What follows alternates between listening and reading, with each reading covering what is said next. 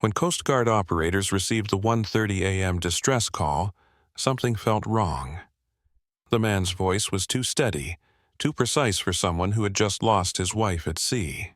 But it wasn't until they found his meticulously packed life raft, complete with a personal tea set but none of his wife's belongings, that they realized this was no ordinary maritime accident. The recording device hidden beneath her bed captured Isabella's last words to her sister. "If anything happens to me at sea, it wasn't an accident." 20 years earlier, that same determined voice had echoed through the dangerous streets of Medellin, Colombia, as a young woman practiced her English, dreaming of Florida sunshine and freedom. Born in 1975, Isabella Rodriguez refused to become another statistic in her troubled city, but the American dream that pulled her from those streets would ultimately lead her into even darker waters. The path to her American dream wasn't straight. In 2002, Isabella married William Hellman, but their decade-long union read like a case study in domestic discord.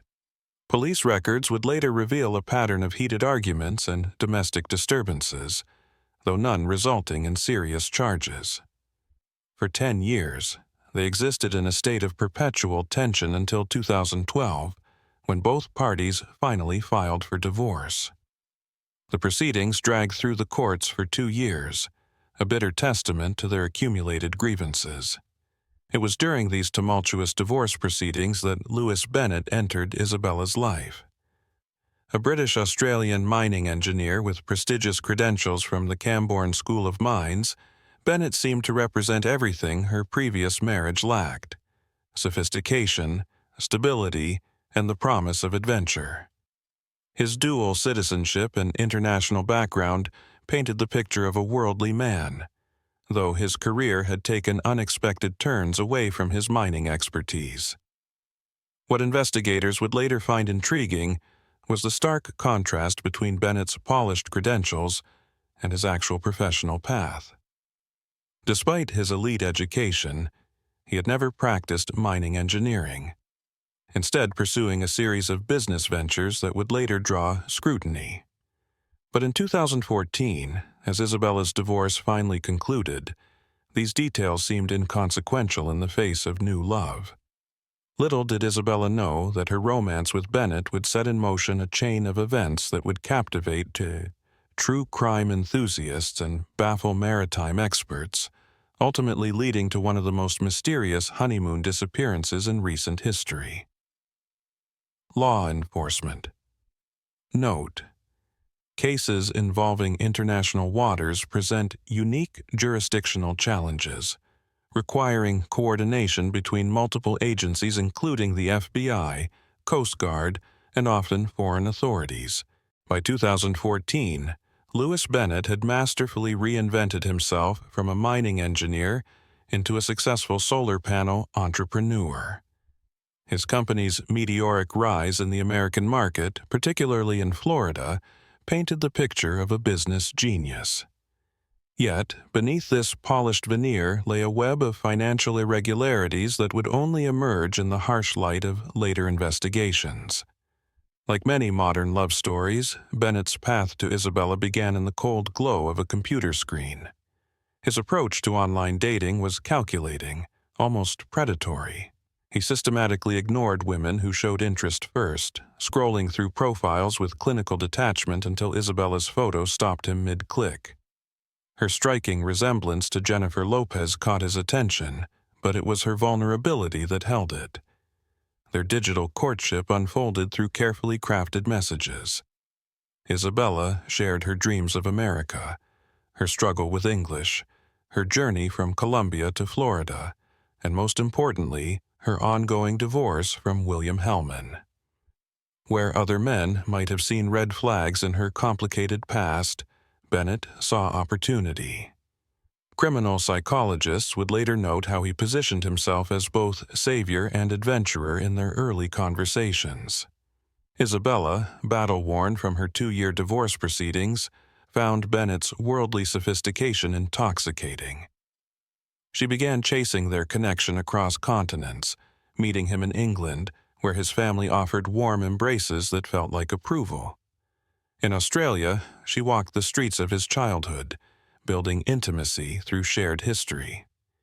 In Thailand, she first noticed his obsession with maritime literature, especially Treasure Island, a detail that would later haunt investigators. The purchase of the catamaran, Surf into Summer, seemed like a grand romantic gesture. Bennett presented it as the vessel for their dreams, a floating home where they could escape the mundane and explore the Caribbean's azure waters. The multiple insurance policies he took out on both the boat and its future passengers raised no alarms at the time. Who could blame a careful man for wanting to protect his investments? Bank records would later reveal a troubling pattern of international transfers coinciding with their courtship. The catamaran's documentation showed discrepancies that marine investigators would flag as unusual. Bennett's childhood fascination with Treasure Island took on darker undertones when analysts noted the book's themes of betrayal, hidden wealth, and disappearance at sea. Isabella, exhausted from years of legal battles and desperate for a fresh start, saw only the promise of adventure. The warning signs, Bennett's insistence on lengthy ocean voyages despite her inexperience, his meticulous documentation of their relationship, his growing fixation on maritime insurance policies, faded into the background of their whirlwind romance. Their story would soon become legend in true crime circles, a cautionary tale of love, deception, and the deadly secrets that sometimes lurk beneath the surface of seemingly perfect relationships. The Caribbean waters that promised to carry their dreams would instead become the keeper of dark secrets, transforming their honeymoon voyage into one of Florida's most baffling maritime mysteries. In the years that followed, investigators would return repeatedly to these early days, searching for clues they might have missed, warning signs that could have prevented what was to come.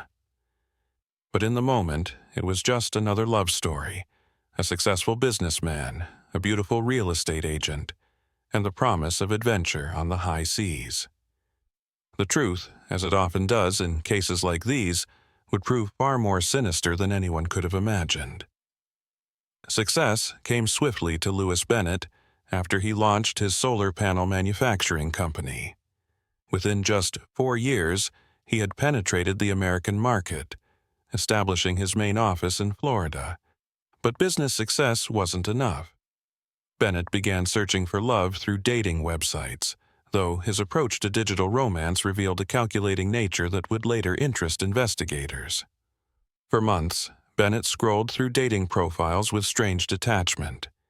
He dismissed women who showed initiative, treating their interest with unexpected disdain.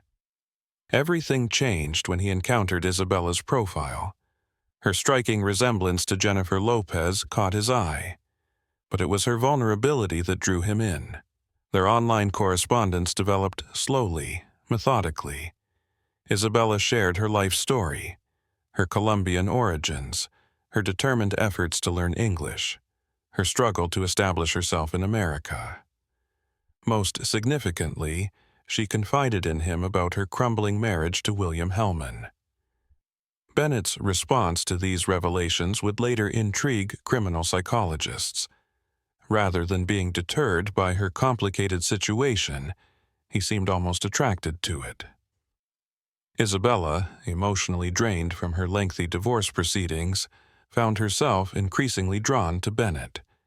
She took the bold step of initiating their first meeting, beginning a pattern of international rendezvous that would raise eyebrows among later investigators. She tracked him across continents, from England to Australia, even following him to Thailand. These expensive trips revealed another peculiarity. During their time together, Bennett appeared strangely disconnected from his supposedly thriving business. The purchase of the catamaran marked a turning point in their relationship. Bennett presented it as the fulfillment of a childhood dream, shaped by years of reading Jules Verne and Robert Louis Stevenson. His particular fondness for Treasure Island would later take on a darker significance. Looking back, investigators would note how Bennett's isolation in his youth, marked by frequent moves and few friends, had fostered an unusual obsession with maritime adventures and hidden treasures. Isabella devoted every spare moment to their romantic escapades, using holidays and long weekends to join Bennett on increasingly elaborate trips. But beneath this veneer of luxury and romance, observant friends noticed something odd: Bennett's apparent indifference to his business during these extended absences. For a man who had built a successful company so quickly, his casual attitude toward work during these trips struck some as peculiar. These lavish vacations served a purpose beyond romance.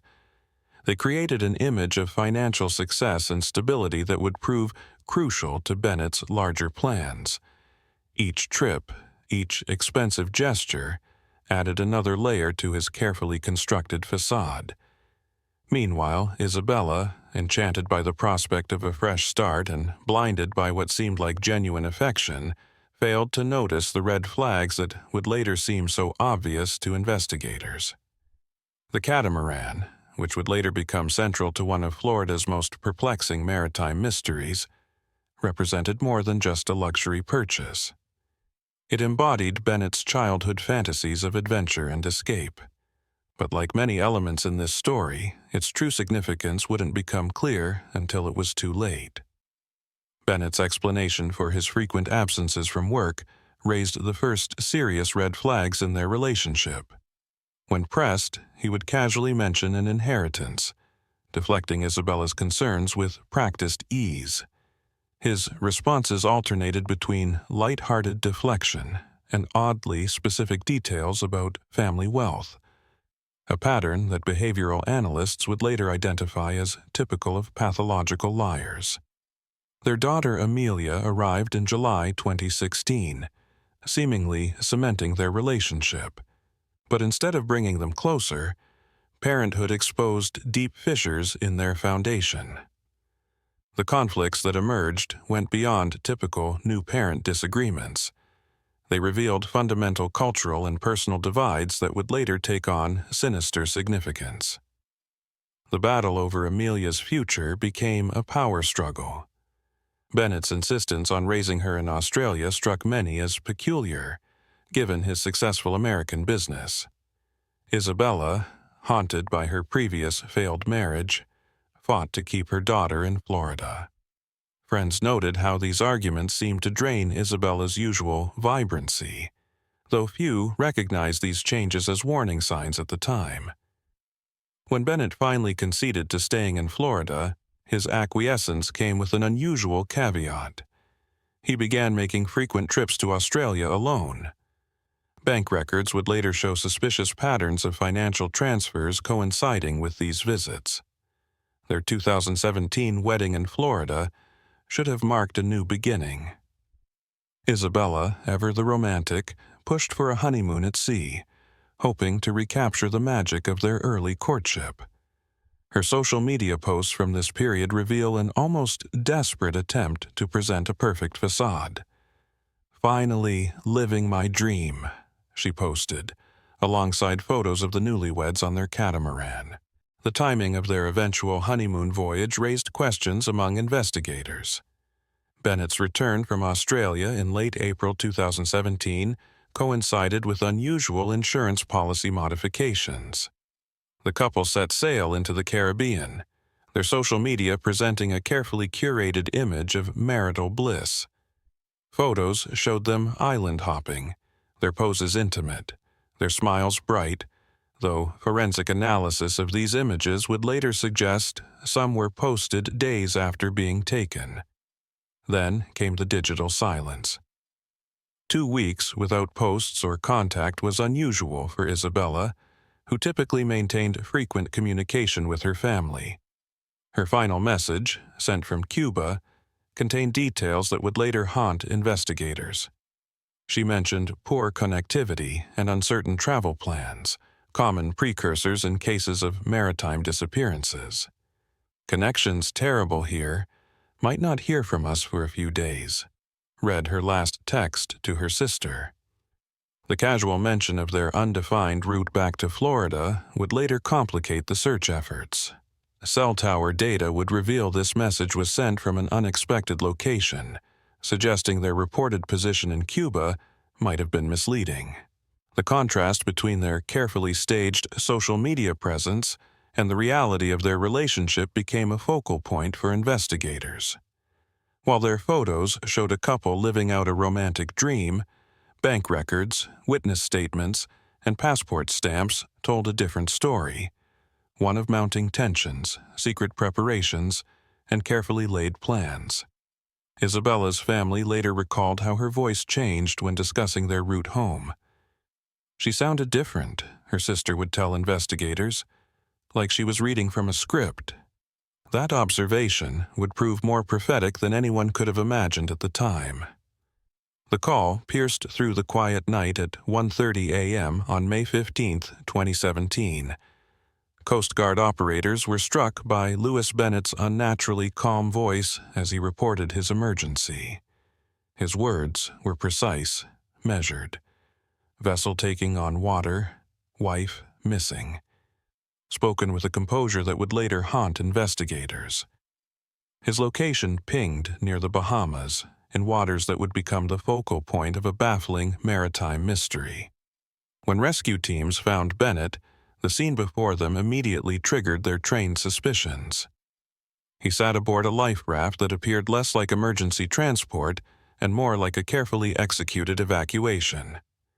The raft contained an oddly specific collection of items: Bennett's meticulously packed tea service, his personal documents in waterproof cases, electronics, clothing, navigation equipment, and most tellingly, his backpack containing silver coins concealed in aluminum tubes. The thorough nature of his packing struck an ominous note. Not one of Isabella's possessions had made it onto the raft.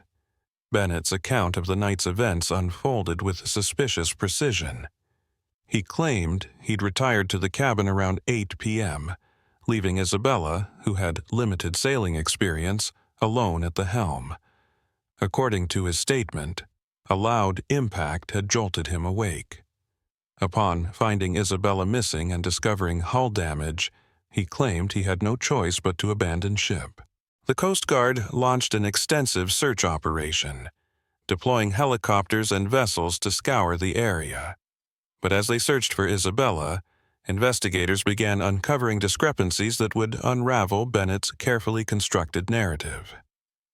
Their first significant discovery came when dive teams located the catamaran, still partially afloat. The vessel's condition told a story drastically different from Bennett's account. The location itself contradicted his claim of hitting underwater rocks or reefs. The area was notoriously deep and clear of such hazards. More disturbing were the holes in the hull themselves. Instead of showing damage consistent with a violent collision, the openings appeared deliberate, their edges clean and uniform, suggesting they were created from inside the vessel. These weren't the jagged tears of a rock impact. They bore the hallmarks of intentional sabotage.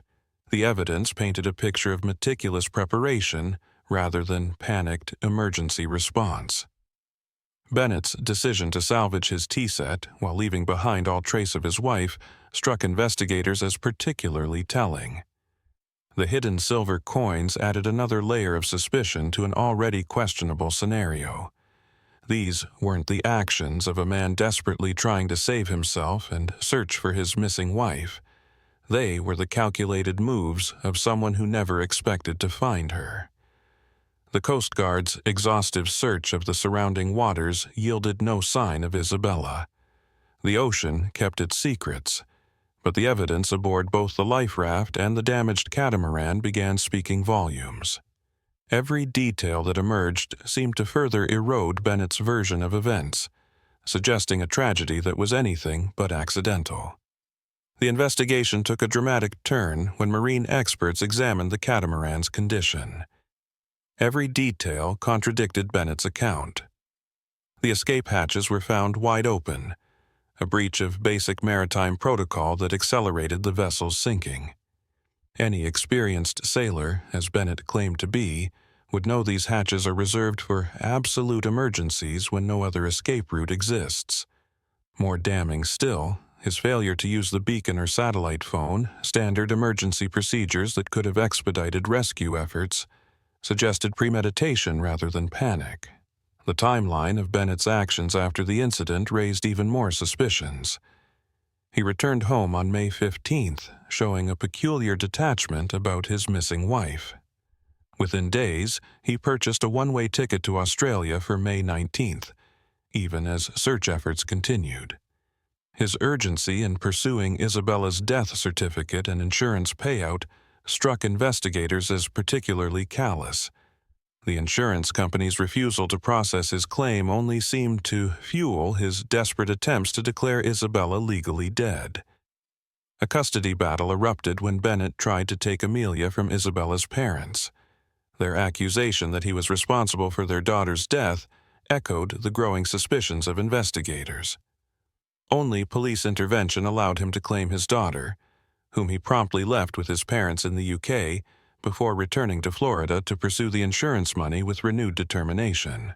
While the catamaran, potentially crucial evidence, lay irretrievable in deep waters, investigators uncovered disturbing evidence in the couple's home. Recording devices revealed a darker side to their relationship. Isabella had documented multiple threats from Bennett, creating an audio diary of fear. Her recordings painted a picture of escalating domestic tension and explicit death threats. The search continued for 120 hours, far beyond the 13-hour window when finding a person alive at sea remains possible. The vast waters of the Caribbean held their secrets, but Isabella's voice emerged from the recordings she'd left behind, telling a story of mounting fear and desperation. Her final weeks were marked by increasing isolation as Bennett's unexplained absences grew longer and more frequent. Despite the mounting circumstantial evidence, the suspicious sinking, Bennett's calculated behavior, the documented threats, and his rush to claim insurance money, investigators faced a familiar challenge in maritime cases, proving murder without a body. The ocean had swallowed not only Isabella, but potentially crucial physical evidence. Yet her own voice, preserved on those hidden recordings, would prove more damning than any recovered wreckage. The discovery of these recordings shifted the investigation's focus. Isabella's documented fears suggested she'd anticipated her fate, taking steps to leave a trail of evidence. In one particularly haunting recording, she had told Isabella's recorded confessions to friends revealed the desperate reality behind their seemingly perfect relationship. She described Bennett as a fierce husband and cruel tyrant, expressing her final, futile hope to salvage their marriage. The facade of the successful businessman had crumbled, revealing a man drowning in debt and increasingly erratic behavior. The financial investigation exposed a web of deception. Bennett's debts were staggering: unpaid real estate loans, mounting credit card bills, and utility payments in arrears. Yet, rather than addressing these financial obligations, he continued his extravagant lifestyle. He spent what little remained of their savings on Thai boxing lessons in Thailand, while forcing Isabella to shoulder the burden of their mounting debts. She was pressured to abandon caring for their young daughter and return to work, all while Bennett claimed to be pursuing more important things. When investigators followed the money trail, they uncovered suspicious international transfers, totaling approximately $160,000 between 2014 and 2016. The mysterious coins found in Bennett's rescue raft proved to be a crucial breakthrough. These weren't merely precious metals. They were rare collectibles with a criminal history. The investigation revealed their connection to a 2016 theft aboard the ship Kitty R. A crew member had stolen the valuable coins and passed them to Bennett for resale, establishing a pattern of criminal behavior that preceded Isabella's disappearance. The discovery of these stolen coins provided investigators with their first concrete criminal charge against Bennett. While they struggled to prove murder without a body, the smuggling charges offered a way to keep him in custody. The search of their home had yielded more than just Isabella's haunting recordings. Investigators also found several of the stolen. The path to justice began unexpectedly with a 7-month smuggling sentence. While Bennett sat in his cell for the coin theft, investigators continued piecing together the fatal honeymoon cruise, eventually building enough evidence to charge him with involuntary manslaughter. Their theory pieced together a tragic sequence of events that painted a picture of opportunity and calculated decisions. According to investigators, the breaking point came when Isabella discovered the stolen collectible coins among her husband's belongings. The ensuing confrontation turned violent, though the exact moment of Isabella's death remained unclear, whether she died on the boat during their argument or was thrown into the dark waters to drown while Bennett watched from the deck. What became evident was Bennett's cold calculation in the aftermath. He saw an opportunity to profit from his wife's death through multiple insurance policies, including one for the deliberately sunk catamaran. The prosecution's case, though compelling, lacked the physical evidence needed for a murder conviction. Without Isabella's body or the recoverable wreckage, prosecutors offered Bennett a plea deal.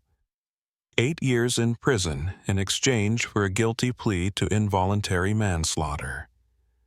His acceptance of this deal in November 2018 left Isabella's family in a state of bitter resignation. They understood the alternative, Bennett serving only his smuggling sentence before walking free, would have been worse. The final twist in this maritime tragedy came in the form of financial justice. The court ordered that all insurance payments and Isabella's assets would go to their daughter, Amelia. Additionally, Bennett was required to pay compensation to account for the psychological trauma his daughter would likely face as she grew older and understood the circumstances of her mother's death. The case would become a landmark in maritime criminal investigations, highlighting the unique challenges of prosecuting crimes at sea. Isabella's voice, preserved in those desperate recordings, ultimately helped secure some measure of justice, though not the full accountability her family sought. The Caribbean waters still hold the full truth of that fatal night, while a young girl grows up with an inheritance built on her mother's tragedy and her father's crimes. For many investigators, the 8-year sentence felt inadequate for a case that bore so many hallmarks of premeditation. However, as one prosecutor noted, sometimes partial justice is the only justice the sea allows us to obtain. Bennett's calculated gamble, trading a guilty plea for a lighter sentence, left the full truth buried somewhere between the waves that claimed his wife and the carefully orchestrated story he told to save himself.